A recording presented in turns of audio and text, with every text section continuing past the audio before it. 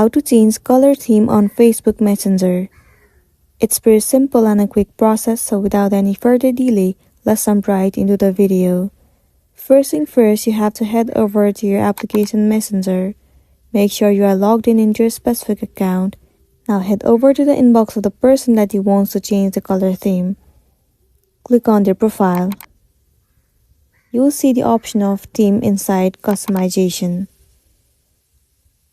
Now tons of different color themes will be available to you. If you scroll down, you'll be able to see more. So from here, you can select any of the color theme that you want to.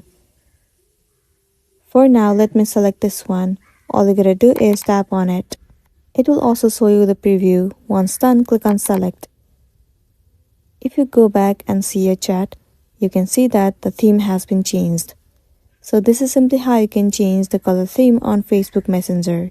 If this video helped you, give it a like and check out our next tutorial. Thank you.